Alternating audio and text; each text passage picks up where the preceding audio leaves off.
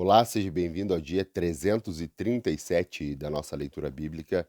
Meu nome é Everton Alonso, estamos caminhando juntos para ler a Bíblia todo um ano. Peço que você possa deixar o teu curtir, o teu comentário, o teu compartilhar e ativar o sininho de notificações. Hoje nós faremos a leitura em 2 Crônicas, no capítulo 2, iremos a 1 João, no capítulo 2, iremos ao profeta Naum, no capítulo 1, e finalizando a leitura de hoje, iremos a Lucas, no capítulo 17. Aqui em 2 Crônicas, no capítulo 2, nós vamos ver que após Davi morrer e Salomão pedir sabedoria a Deus, aqui Salomão começa os preparativos para a construção do templo do Senhor. Vamos a essa leitura dos preparativos? Diz assim, 2 Crônicas, capítulo 2. Salomão deu ordens para a construção de um templo em honra ao nome do Senhor e de um palácio para si mesmo. Ele designou 70.000 homens como carregadores, 80.000 como cortadores de pedra nas colinas e 3.600 como capatazes. Depois Salomão enviou esta mensagem a Hirão, rei de Tiro: Envia-me cedros como fizeste para meu pai Davi, quando ele construiu seu palácio. Agora estou para construir um templo em honra ao nome do Senhor, o meu Deus, e dedicá-lo a ele, para queimar incenso aromático diante dele, apresentar regularmente o pão consagrado e fazer holocaustos todas as manhãs e todas as tardes, nos sábados, nas luas novas e nas festas fixas do Senhor, o nosso Deus. Este é um decreto perpétuo para Israel. O templo que vou construir será grande, pois o nosso Deus é maior do que todos os outros deuses. Mas quem é capaz de construir um templo para ele, visto que os céus não podem contê-lo, nem mesmo os altos céus? Quem sou eu? Então, para lhe pedir para construir um templo, a não ser como um lugar para queimar sacrifícios perante ele? Por isso, manda-me um homem competente no trabalho com ouro, com prata, com bronze, com ferro e com tecido roxo, vermelho e azul, e experiente com esculturas para trabalhar em Judá e em Jerusalém, com os meus hábeis artesãos preparados pelo meu pai Davi. Também envia-me do Líbano madeira de cedro, de pinho e de jupério, pois eu sei que os teus servos são hábeis em cortar a madeira de lá. Os meus servos trabalharão com os teus, para que me forneçam madeira em grande quantidade, pois é preciso que o templo que eu vou edificar seja grande e imponente. E eu darei como sustento aos seus servos, os lenhadores, 20.000 tonéis de trigo, 20.000 tonéis de cevada, 2.000 barris de vinho e 2.000 barris de azeite. Irão, rei do Tiro, respondeu, por carta a Salomão: O Senhor ama o seu povo e por isto este rei te fez sobre ele. E acrescentou: Bendito seja o Senhor, o Deus de Israel, que fez os céus e a terra, pois deu a Davi um filho sábio, que tem inteligência e discernimento, e que vai construir um templo para o Senhor e um palácio para si. Estou te enviando Urão-Abi, filho de um homem de grande habilidade. Sua mãe era de Dan e seu pai de Tiro. Ele foi treinado para trabalhar com ouro, prata, bronze, ferro, pedra, madeira e tecido roxo, azul e vermelho, em linho fino e com todo tipo de entalhe. E ele pode executar qualquer projeto que lhe for dado. Trabalhará com os teus artesãos e com os meus, do meu senhor Davi, teu pai. Agora envia, meu senhor, a teus servos o trigo, a cevada, o azeite, o vinho que o Senhor me prometeu, e cortaremos toda a madeira do Líbano necessária e a faremos flutuar em jangadas pelo mar, descendo até Jope. De lá poderás levá-la a Jerusalém. Salomão fez um recenseamento de todos os estrangeiros que viviam em Israel, como o que fizera seu pai Davi, e descobriu que eram 153.600. E ele designou 70.000 deles para serem carregadores e 80.000 para serem cortadores de pedra nas colinas, com 3.600 capatazes para manter o povo trabalhando. Vamos agora a 1 João, no capítulo 2. Aqui em 1 João ele vai continuar falando sobre os filhinhos que devem andar na luz. Também nós não devemos amar o mundo e também a advertência contra os anticristos, aqueles que andam e levam uma mensagem contrária do que Jesus pregou. Vamos a essa leitura? Diz assim, 1 João capítulo 2. Meus filhinhos, escrevo a vocês essas coisas para que vocês não pequem. Se, porém, alguém pecar, temos um intercessor junto ao Pai, Jesus Cristo justo. Ele é a propiciação pelos nossos pecados, e não somente pelos nossos, mas também pelos pecados de todo mundo. Sabemos que o conhecemos se obedecemos aos seus mandamentos. Aquele que diz, eu o conheço, mas não obedece aos seus mandamentos, é mentiroso e a verdade não está nele. Mas se alguém obedece à sua palavra, nele verdadeiramente o amor de Deus está aperfeiçoado. Dessa forma, sabemos que estamos nele. Aquele que afirma que permanece nele deve andar como ele andou. Amados, não escreva a vocês um mandamento novo, mas um mandamento antigo, que vocês têm desde o princípio, a mensagem que ouviram. No entanto, o que eu escrevo é um mandamento novo, o que é verdadeiro nele e em vocês, pois as trevas estão se dissipando e já brilha a verdadeira luz. Quem afirma estar na luz, mas odeia seu irmão, continua nas trevas. Quem ama o seu irmão permanece na luz, e nele não há causa de tropeço. Mas quem odeia o seu irmão está nas trevas e ainda anda nas trevas, não sabe para onde vai, porque as trevas o cegaram. Filhinhos, eu escrevo a vocês porque os seus pecados foram perdoados, graças ao nome de Jesus. Pais, eu escrevo a vocês porque vocês conheceram aquele que desde o princípio. Jovens, eu escrevo a vocês porque vocês venceram malignos. Filhinhos, escrevi a vocês porque conhecem o Pai. Pais, eu escrevi a vocês porque conhecem aquele que foi desde um princípio. Jovens, eu escrevi a vocês porque vocês são fortes. E em vocês a palavra de Deus permanece e vocês venceram o maligno. Não amem o mundo, nem o que nele há. Se alguém ama o mundo, o amor do Pai não está nele. Pois tudo o que há no mundo, a cobiça da carne, a cobiça dos olhos, a ostentação dos bens, não provém do Pai, mas do mundo. O mundo e a sua cobiça passam, mas aquele que faz a vontade de Deus permanece para sempre.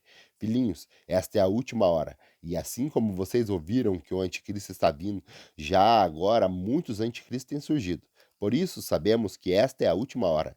Eles saíram por nosso meio, mas na realidade não foram dos nossos, pois se fossem dos nossos, teriam permanecido conosco. O fato de terem saído mostra que nenhum deles eram dos nossos. Mas vocês têm uma unção que procede dos santos, e todos vocês têm conhecimento. Não escreva a vocês porque não conhecem a verdade, mas porque conhecem e porque nenhuma mentira procede da verdade. Quem é mentiroso, senão aquele que nega a Jesus, é Cristo? Este é o que é o anticristo, aquele que nega o Pai e o Filho. Todo que nega o Filho também não tem o Pai. Quem confessa publicamente o Filho tem também o Pai. Quanto a vocês, cuidem para que aquilo que ouviram desde o princípio permaneça em vocês. Se o que ouviram desde o princípio permanecer em vocês, vocês também permanecerão no Filho e no Pai. E esta é a promessa que ele fez a nós, a vida eterna. Escreva essas coisas a respeito daqueles que querem enganar. Quanto a vocês, a unção que receberam deles permanece em vocês, e não precisem que alguém os ensine. Mas, como a unção dele é recebida, que é verdadeira e não falsa, os ensina acerca de todas as coisas. Permaneça nele, como ele os ensinou. Filhinhos, agora permaneçam nele, para que quando ele se manifestar, tenhamos confiança e não sejamos envergonhados diante dele na sua vinda. Se vocês sabem que ele é justo, saibam também que todo aquele que pratica a justiça é nascido dele. Vamos agora ao profeta Naum. Hoje nós vamos iniciar essa leitura do profeta Naum, que aqui no capítulo 1 ele vai falar sobre a ira do Senhor contra Nínive. Vamos à leitura do profeta Naum contra essa cidade chamada Nínive. E diz assim, profeta Naum, capítulo 1. Advertência contra Nínive, livro da visão de Naum, de Eucós. O Senhor é Deus zeloso e vingador. O Senhor é vingador. Seu furor é terrível. O Senhor executa vingança contra os adversários e manifesta o seu furor contra os seus inimigos. O Senhor é muito paciente, mas o seu poder é imenso. O Senhor não deixa impune o culpado. O seu caminho está no vendaval e na tempestade. As nuvens são a poeira dos seus pés. Ele repreende o mar e o faz secar. Faz com que todos os rios se sequem. Bazã e o camelo se desvaneçam e as flores do Líbano murcham. Quando ele se aproxima, os montes tremem, as colunas se derretem, a água se agita na sua presença. O mundo todos e todos que vivem nele. Quem pode resistir à sua indignação? Quem pode suportar e despertar de sua ira? O seu furor se derrama como fogo e as rochas se despedaçam diante dele. O Senhor é bom, um refúgio em tempos de angústia. Ele protege os que nele confiam. Mas com uma enchente devastadora dará fim a Nínive, expulsará os seus inimigos para a escuridão. O Senhor acabará com tudo o que vocês planejarem contra ele. A tribulação não precisa vir uma segunda vez. Embora esteja entrelaçadas como espinhos e encharcados de bebida como bêbados, serão consumidos como a palha mais seca. Foi de você, ó Nínive, que saiu aquela trama perversidades que planeja o mal contra o Senhor. Assim diz o Senhor: apesar de serem fortes e numerosos, serão ceifados e destruídos. Mas você, Judá, embora eu a tenha afligido, não a afligirei mais. Agora vou quebrar o jugo do seu pescoço e arrancar as suas algemas. O Senhor declara o seguinte a seu respeito: ó rei de Nínive, você não terá descendentes que perpetuem o teu nome. Destruirei as imagens esculpidas e os ídolos de metais do templo dos seus deuses. Prepararei o seu túmulo, porque você é desprezível. Vejam sobre os montes os pés dos que anunciam as boas novas e proclama a paz. Celebre as suas festas, ó Judá, e cumpra os seus votos. Nunca mais o perverso a invadirá e eles serão completamente destruídos. Vamos agora à nossa última leitura de hoje. A nossa última leitura de hoje está lá em Lucas, no capítulo 17, onde Jesus vai falar do pecado, da fé e do dever. Jesus vai falar também sobre a vinda do reino de Deus e também 10 leprosos são curados dentro dessa passagem aqui de Lucas, no capítulo 17. Vamos a essa leitura? Diz assim, Lucas 17. Jesus disse aos seus discípulos: é inevitável que aconteçam coisas que levem o povo a tropeçar, mas ai da pessoa por meio de quem elas acontecem. Seria melhor que ela fosse lançada no mar com uma pedra de moinho amarrada no pescoço, do que levar um desses pequeninos a pecar. Tomem cuidado. Se seu irmão pecar, repreendam, e se ele se arrepender, perdoe-lhe. Se pecar contra você 7 vezes no dia, e 7 vezes voltar a você e disser, estou arrependido, perdoe-lhe. Os apóstolos disseram ao Senhor: aumente a nossa fé. Ele respondeu: se vocês tivessem fé do tamanho de uma semente de mostarda, poderão dizer a esta amoreira: arranque-se e plante-se no mar, e ela obedecerá. Qual de vocês que, tendo um servo que esteja arando ou cuidando das ovelhas, lhe dirá, quando ele chegar no campo: vem agora e sente-se para comer? Ao contrário, não dirá: prepare o meu jantar, aproveite-se e sirva-me enquanto como e bebo. Depois disso, você poderá comer e beber?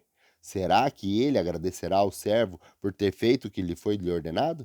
Assim também vocês, quando tiverem feito tudo o que lhe foi ordenado, devem dizer: somos servos inúteis, apenas cumprindo o nosso dever. A caminho de Jerusalém, Jesus passou pela divisa de Samaria e Galiléia. Ao entrar num povoado, 10 leprosos dirigiam-se a ele. Ficaram a certa distância e gritaram em voz alta: Jesus, mestre, tem piedade de nós. Ao vê-los, ele disse: vão mostrar aos sacerdotes. Enquanto eles iam, foram purificados. Um deles, quando viu que estava curado, voltou, louvando a Deus em voz alta, prostrou-se aos pés de Jesus e lhe agradeceu. Este era samaritano. Jesus perguntou: não foram purificados todos os 10? Onde estão os outros 9? Não se achou nenhum que voltasse e desse louvor a Deus, a não ser este estrangeiro? Então ele lhe disse: levanta-se e vá, e a sua fé o salvou. Certa vez, tendo sido interrogado pelos fariseus sobre a vinda do quando viria o reino de Deus, Jesus respondeu: o reino de Deus não vem de modo visível, nem se dirá: aqui está ele, ou lá está, porque o reino de Deus está no meio de vocês. Depois disso, disse aos seus discípulos: chegará o tempo em que vocês desejarão ver um dos dias do Filho do Homem, mas não verão. Dirão a vocês: lá está ele, aqui está. Não se apressem a segui-lo. Pois o Filho do Homem, no seu dia, será como um relâmpago, cujo brilho vai de uma extremidade à outra do céu. Mas antes é necessário que ele sofra muito e seja rejeitado por essa geração.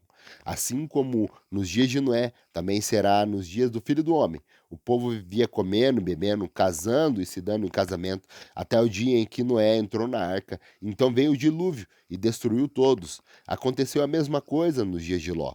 O povo estava comendo, bebendo, comprando e vendendo, plantando e construindo. Mas no dia em que Ló saiu de Sodoma, choveu fogo e enxofre do céu e destruiu a todos. Acontecerá exatamente assim no dia em que o Filho do Homem for revelado. Naquele dia, quem estiver no telhado de sua casa não deve descer para apanhar os seus bens dentro de casa. Semelhantemente, quem estiver no campo não deve voltar para atrás por coisa alguma. Lembre-se da mulher de Ló. Quem tentar conservar a sua vida, a perdê-la, e quem perder a sua vida, a preservará. Eu digo a vocês: naquela noite, duas pessoas estarão numa cama, uma será levada e outra deixada. Duas mulheres estarão moendo trigo juntas, uma será levada e a outra deixada. Duas pessoas estarão no campo, uma será tirada e a outra deixada. Onde, Senhor? Perguntaram eles. E ele respondeu: onde houver um cadáver, ali se ajuntarão os abutres. Grato pela tua companhia, se Deus nos der vigor e força, retornamos amanhã para mais um dia da nossa leitura bíblica. Até lá.